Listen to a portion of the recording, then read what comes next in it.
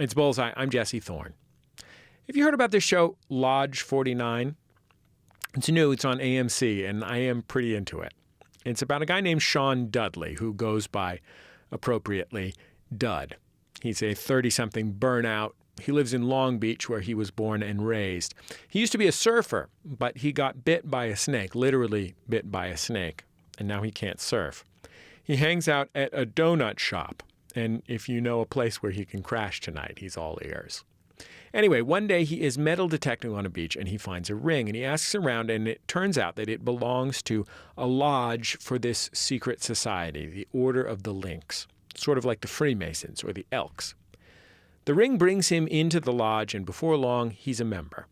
He's fascinated by the robes and rituals, charmed and befriended by the members. He gets swept up by the mythology and mystery. Here's what's great about the show, the Order, the secret society. It is just a bunch of people. Most of them are about 20, 30 years older than Dud. They rent out their throne room to a bingo club. The plumbing drips a little bit. It's been a very long time since they've had a new member. And when you're watching the show, you're constantly asking yourself, is fate intervening in Dud's life? Or is this just luck, happenstance? I talked with Jim Gavin, the show's creator, and Peter Ocko, who is a television veteran who was showrunner and executive producer of Lodge 49. You'll hear from them in a second. But first, let's listen to a little bit from the show's pilot. Dud's truck just ran out of gas just outside the lodge, coincidentally. And he just found that ring, so he decides to walk across the street and return it. He knocks on the door, and he's greeted by Ernie, played by Brent Jennings, an officer at the lodge. In this scene, Dud asks Ernie about joining up. I hate to admit it, but someone asking to join is a rare event these days. Really? Our membership's been declining for years. Maybe this is a good sign. We need to get younger.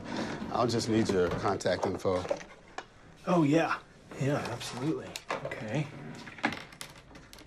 So, what is it that you guys do here? Community services, recreational activities. Plus, there's a whole philosophical component, alchemical, or whatever you want to call it. Oh. But mainly, we just get together. Tonight's bunko night. Well, that sounds great. You do understand we may not take you. For all I know, you could be some kind of deadbeat or psycho. Definitely not a psycho. Guys, welcome to Bullseye. It's great to have the two of you on the show. Thanks for having us. Thank you. Jim, this was a show that you created. What drew you initially into the world of fraternal orders? I've always kind of been obsessed with sort of the history of secret societies and kind of esoterica and all that, both for its kind of strange buried histories and systems of belief and ritual and stuff, but mainly for the human element of the type of person who joins these things, particularly in their more modern expression. Something like Freemasons or the Elks. Elks are more of a social club than a esoteric. But it's basically, people who by day are working, the daylight grind, and at night they can go into the space and be, a knight of the brazen serpent or something like that. And there's just a sense of, I find that a very human wish to add some grandeur to your life. And I think it's also a world that feels like it's been on its way out for a while. You drive by these places in Southern California, they feel very dusty and moribund and feel like a bit of a relic, but they're still open, and our story is basically, one of the stories we're telling is a possible rebirth of a particular lodge when a young man knocks on the door. I think we created our own, the Ancient and Benevolent Order of the Lynx, and it has its own crazy history and mythology. It is kind of, combines some histories of Freemasonry and is inspired by certain things. But it's its own thing, has its own system of belief and metaphor and stuff. So that was its kind of own joy and pleasure. But the real joy and pleasure just watching, Dud knock on the door and meet Ernie. Was the fact that it is in Southern California but not in Los Angeles also important to the two of you? I think for me that's naturally the environment I write about. I'm Long Beach and Orange County are areas I know very well. My family's there, and I grew up there, and all these things. And so for me, it is in the dumbest way possible, which is maybe the best way. So I write what I know, and a certain type of people. And I think one thing about Southern California, the setting, is that, and we try to capture this in the show, is that kind of sun-baked, almost oppressive sunlight versus the interior of the lodge, which is dark and dim and cool and has the feeling of a retreat from like the daily grind. And I think for whatever reason that juxtaposition is more drastic in Southern California in my mind in some sense. So so it's set there because that's kind of where I know, but we also go very much into the history of Long Beach and aerospace and all these things. So like Los Angeles doesn't even register on the minds of our characters at all. Yeah. I think too it's the kind of place that people have heard of but they don't know. So you can't shorthand it when you hear it, and you can't think you know it already. And for us too, because of that, we talk a lot about the kingdom of Long Beach, where it is a real place with real people that Jim certainly knows inside and out. But it's also this to the idea of being the brazen knight. There's a place where things can happen which aren't necessarily something you'd see in straightforward daylight. Yeah. The light in Southern California is unique, and I'm not the first person to note this, and I feel it every time I'm gone for a while. When we were in Atlanta shooting, I was gone for probably, like 3 months, and I just remember just entering, getting out, just stepping out of LAX. The light does have this, it depending how you're feeling personally, it can either be a gift or like an almost oppressive thing. And Long Beach, on top of that, I think has an even more particular light that I feel, and we were able to, I think, capture that in some moments because we did shoot there for a couple weeks. Yeah, I mean, for us, the moment of sort of stepping out of the dark lodge into the light and then seeing it, and it's just too bright, and you have to shut the door and go back. It's the experience of being in a hole-in-the-wall bar and coming out. It's not the idyllic, paradise light. It's the opposite. It's this kind of, you'd rather retreat. Yeah. It seems to me like, and tell me what you think of this assertion, there is some kind of parallel between the way that Dud's combination of optimism and naivete when he looks upon the world kind of gives the story a way to like look at normal things in a new way that parallels the ways that the kind of metaphors of the mysticism of these fraternal orders are a way of looking at the world through new eyes. If I would say, as an answer to that, the one index card we had in our writer's room above everything else was the idea of alchemy, which is, can you get something from nothing? And I think Dud sort of embodies that, Yeah. And I think the central metaphor for the Lynx order is vision and seeing, and how like the magnum opus of alchemy there are many different ideas of what it actually means, but I think in our land it kind of just means having an experience of the unseen, or seeing the world in a new way where it feels new. And I think on some level Dud does that naturally. He just sees things at a different angle from everybody else, which causes no shortage of problems for him, and it is often delusional. But I think he's someone who the delusion might actually save him at different points in his life, as far in addition to causing him a lot of grief. There is a mentorship relationship at the center of this show between Dud and an older guy named Ernie, who is both the guy who happens to be inside when he knocks on the door, and a guy who is next in line to become the boss of the lodge. Yeah. And Ernie is a pretty regular dude, a plumbing parts salesman, a salesman to plumbers, that is. And he's African American, and he's like maybe like 60-ish, something like that. In a world where people want 60-year-old dudes to be like either magical or invisible. and especially 60-year-old African American guys, like either they wanted to be Samuel L. Jackson or Morgan Freeman, you know, like guys who have more charisma than God. I mean, Morgan Freeman often plays God, but like the most charismatic, coolest, most remarkable human beings on earth, or just completely unseen. Right. How do you fill that role? Like, how do you decide? Yeah, I mean, the character is, you know, a composite of people in my life, and in particular, a basketball coach I had in high school, and who I was very close with, and when my basketball career ended, and I was in a moment of difficult moment in my life. Someone basically helped me in a way that I think was crucial, and it's always stayed with me. Can you tell me what that was? Just like my family was, my dad had lost his job, and everything was falling apart. And I went and coached with him, and I just had a purpose. And from when I'm looking back now, is with a little bit of, I could see how screwed up his life was. And just because he was making all these dumb decisions in his life doesn't mean he wasn't doing this amazing thing for other people, you know. And but anyway, but it is, you know, it's a character, as I mentioned, he's very much comes out of a Long Beach world and upbringing in a particular part of Long Beach.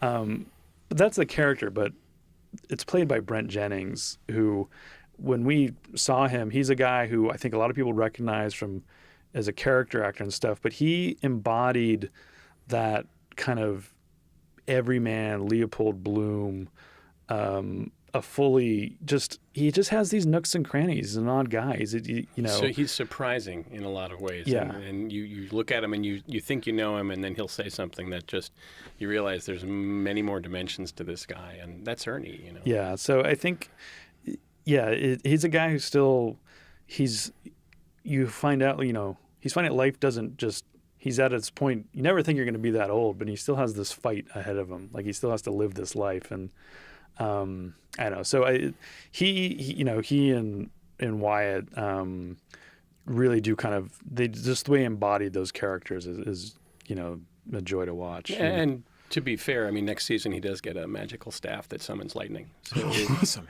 yeah, I mean, we're heading that direction. Did you screen test every actor with a staff? Or? Yeah, well, we knew it was, we wanted to hold off for one season, but you're right, it's coming. Let's hear a scene with Ernie, played by Brent Jennings. He goes to a dispensary, and the dispensary is owned by a character named Blaze, subtly named Blaze. And Blaze is played by David Pasquesi, who's a sort of legendary Chicago improv guy, and it's great in the show. And he is a guy who, he's probably the guy who's most invested in the mystical world of the lodge. Yeah. I have your Earth, Wind, and Fire kit ready to go. Now, everything you need is right in there, including instructions. Mm-hmm. Once it's mixed together, just rub it into his fur or wherever there's irritation. Thank you. And Fernando thanks you. See you at the tavern tonight? No, after work, I'm playing 9 with Larry, and I've got other stuff. Hot date? What? No. Are you okay? You look stressed. I'm not sleeping. It's the crows in my neighborhood. They wake me up every morning. They're everywhere. Signs and symbols, Ernie. The augury of birds, man. Come on. Paracelsus says this sort of thing usually foretells doom. Fantastic. I mean, that's just an FYI.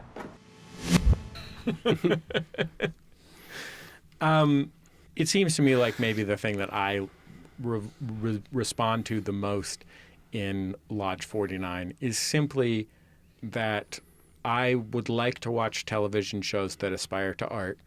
Like, I like Artfulness.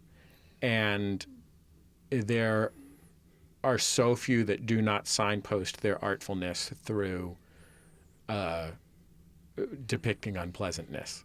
And there are shows, like, I love Mad Men too. Yeah. Don't get me wrong. And we do, yeah, absolutely. Yeah, it's the greatest. It's a totally amazing television program that totally blew my mind. I watch every episode.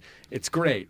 But at some point, I'm so excited to get to watch a TV show that is artful, aspires to be artful. It's like intentionally artful, but also isn't curdled isn't about what's awful about the world. Yeah, I mean, I think it's kind of dishonest either way. Like a straight, something that's so just all jokes and rah-rah doesn't feel true, and something that is so, and this is what I feel mostly intelligent, so battering and bleak, that on some level is a pretense in its own way. And the way I understand life is, and during some of my darkest moments, I've had some of my biggest laughs, and some of my most happy moments, there's a shadow of melancholy, and it is a challenge to depict that. But I think that's where we love it, that we can move through different moods in a way, and not rely on a dead body on the floor, although we'll get there eventually. But so it's I don't know, I wouldn't say I'm an artist or anything, or but collaboratively I think there's a level of trust in what we're trying to do and the detail in it that I don't know, the word I like is offhand. Like, I think some of our biggest moves are kind of offhand.